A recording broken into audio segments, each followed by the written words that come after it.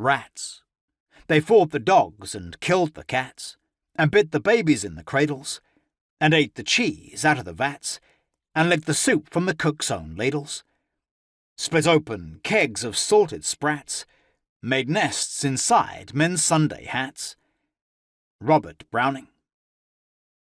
Duncan woke next morning with a start. "I'll wring your heart and liver out with your foul slithering tails," resounded from the sod and stone of the walls. Blinking rapidly from under his plaid, Duncan tried calling his sleep-blurred mind to attention and make sense of what he heard. This vicious threat sounded as if it came from his mother's voice, but it sounded so unlike her manner. Yanking his plaid off his face, Duncan peered out of his bunk. He rubbed his eyes and looked again.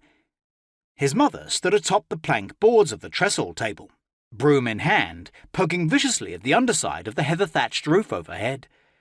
Her face was flushed red, and her hair stood out all disarrayed in her frenzy.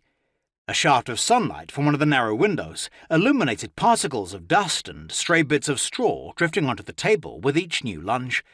"One too many times have you made your procreant cradle in the M'Kethe thatch," she went on with another violent lunge upward with the broom handle. "And I'll not sit idle while you bring more of your flea-infested, disease-ridden kind into the world." She nearly toppled off the table with the next jab. Suddenly she halted and looked around the interior of the croft. Her gaze rested on the musket, and her eyes narrowed ruthlessly. Duncan followed his mother's gaze. For an instant, the sight of his mother firing the musket into the rafters and thatch, splaying every which way with the explosion, made him nearly burst out laughing. What would his father, already outside, think when he heard the musket fire and looked back to see the roof of his croft flying in every direction with the impact?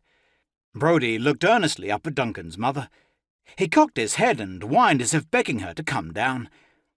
Duncan sprang from his bunk, slinging on his kilt as he lunged toward her. "Mother, you'll do yourself a harm," he said, clutching at her skirts in an effort as much to steady her as to persuade her to come down from the table. "I intend to be doing these infernal rats a harm, not myself," she said. One eyebrow raised warily, she made a last jab at the thatch, and then took Duncan's hand as he helped her off the table.